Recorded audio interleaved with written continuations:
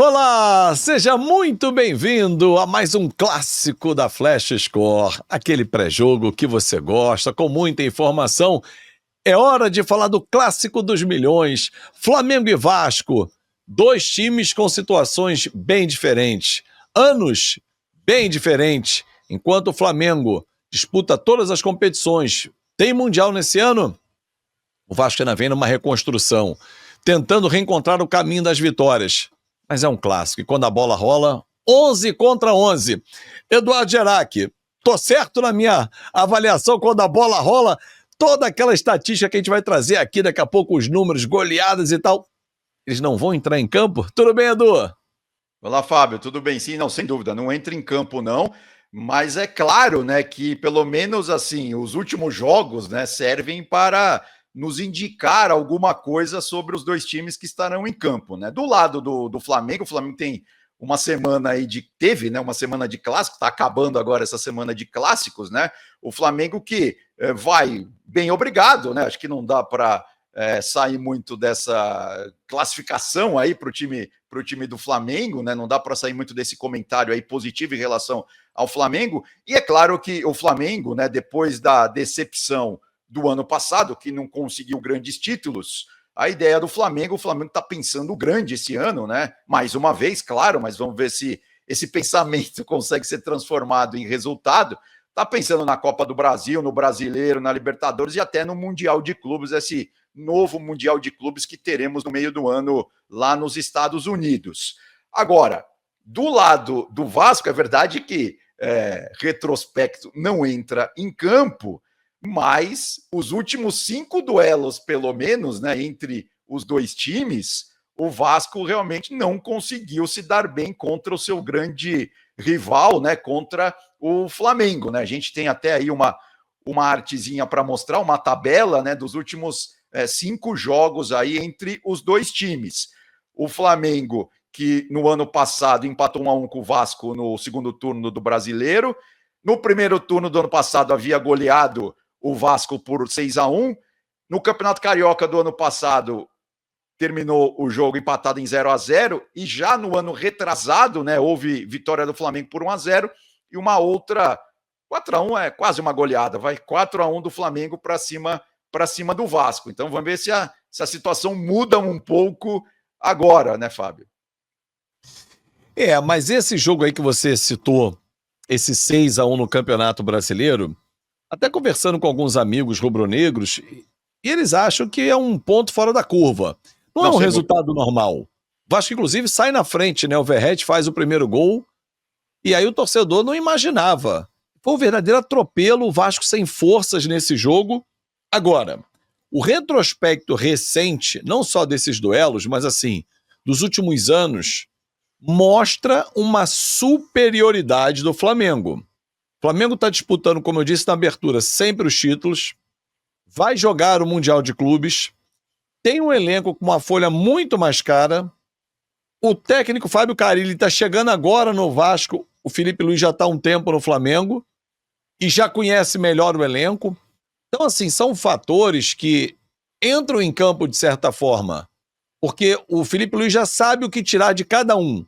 Fábio Carille está começando a descobrir um Payet que oscila, um Coutinho que oscila, e o Fábio Carille, por exemplo, vai tentando encontrar soluções. Ora ele coloca o Payet na frente com o Verratti, ora ele adianta, bota o Puma mais à frente. Tem até uma frase dele que você separou, que ela é interessante, quando ele diz, olha, vou até ler para quem está acompanhando nosso bate-papo em áudio. A confiança de colocar o Puma nessa posição vem porque eu sei que ele já jogou bastante nela, ou seja, mais à frente. Inclusive na seleção, jogando nessa linha de frente. E nós sabemos, e o clube tem trabalhado muito para a chegada de jogadores. Mas a gente sabe que não é fácil. Ao mesmo tempo que ele busca uma solução de um ponta usando o Puma Rodrigues, porque ele até já atuou no Vasco e na seleção uruguaia, ele sabe que o Vasco está com enorme dificuldade para encontrar uma contratação. Estava fechado com o Bruma, o português. Mas aí o Di Maria se machucou no sábado. Ele chegaria ao Brasil na segunda ou na terça, só que segunda fechava a janela na Europa, em Portugal em especial. E aí o Benfica foi lá e contratou o Bruma. Não Exato. teve jeito. Então, assim, e dinheiro não está sobrando no Vasco para contratar um monte de ponta, Então, Edu. Esse é o problema, né? O Vasco, melhor dizendo, teve todo esse problema aí com a SAF, né? Que o Pedrinho agora quer ver se arruma uma outra empresa aí, para quem sabe, mas não está aparecendo, parece, muitas ofertas, né? Então o Vasco realmente está sem dinheiro, então isso é um problema sério, claro, que vai atrapalhar um pouco aí a temporada do Vasco neste ano de 2025. Agora, dentro de campo, é isso. O Carille, eu volto a dizer, eu gosto muito do. Entendi. Você pode não gostar do estilo, mas eu entendo que ele conhece futebol, ele sabe de futebol, ele sabe montar times bastante, vamos dizer assim, equilibrados, né? Times que são eficientes. Só lembrando aqui dois, tudo bem, tem muito time que ele passou que não deu muito certo, mas o ano passado, por mais que a torcida santista fique criticando o Fábio Carille, mas ele montou um time que foi eficiente e voltou para a Série A. E lá em 2017, né, teve aquele Corinthians, que foi campeão brasileiro quando ninguém apostava no timão, né? Fez aquele primeiro turno espetacular, com pouca posse de bola, é verdade, ao contrário de agora, né, que ele já falou que o Vasco ele quer que tenha a bola, mas assim, o Vasco, por exemplo, tem coisas positivas no jogo, se não me engano, contra o Volta Redonda, fez uma pressão muito boa no primeiro tempo em cima do adversário, conseguiu roubar as bolas no campo de ataque. Agora, contra o Fluminense, por exemplo, no Clássico, aí já faltou um pouco de transição. No meu modo de ver, o Vasco precisa ser mais veloz, né, quando sai da defesa para o ataque. E é por isso até que ele tentou o Puma ali pelo lado direito, porque são esses jogadores de velocidade, né, esses jogadores de transição, que estão faltando para a equipe Cruz Maltina. Mas assim, eu volto a dizer, eu acho que é um início de temporada, né? Tá todo mundo aí tentando se acertar, e é claro que o Vasco precisa se acertar rápido, é verdade, porque o Campeonato Brasileiro desse ano, Fábio, não vai ser fácil, não, né? Se a gente for olhar aí para vários times que estão se reforçando, estão se encorpando, tem o caso dos dois times de Minas Gerais, né? O Galo e o Cruzeiro, tem o caso dos dois times do Sul, né? O Inter e o Grêmio, enfim, tem muita coisa aí para acontecer ainda nessa temporada, mas o Carille, aos poucos, como você disse, né, ele está dando uma atenção especial ali ao meio-campo vascaíno, a tendência é que as coisas vão se equilibrando, vão se ajustando aí jogo a jogo. Vamos ver se pode ser hoje não, pode ser no fim de semana contra o Flamengo.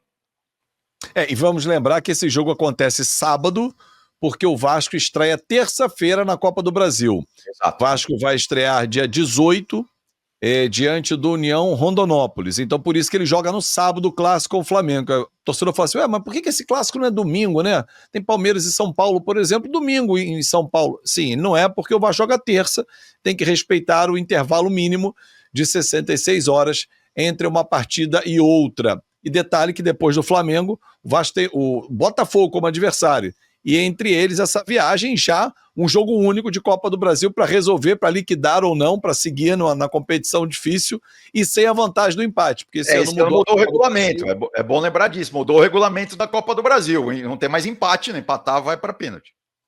O melhor ranqueado tinha vantagem como Exato. Visitante. Olha, eu vou lá, visito você. Se der empate, se você ficar lá atrás tentando buscar o empate, eu aqui também não saio, vou embora. Agora não, deu empate, pênalti. Então vale o mandante, mais fraco tecnicamente, se entrincheirar, fechar, colocar os ônibus na frente da zaga do gol ali e tentar levar para os pênaltis, por exemplo. Edu, foi um prazer, tenho certeza que vai ser um grande jogo no Maracanã e o Daniel Kaiser vai contar tudo aqui na Flash Score. Grande abraço, Fábio, até a próxima. Tchau, tchau. Valeu, Edu. Um grande abraço para você e para você também que nos acompanhou aqui em mais um pré-jogo. E não esqueça, hein? Sempre que pinta o QR Code na tela, como esse tá aqui, ó. Olha ele aí, coisa linda. É para você escanear e ter informação na palma da sua mão.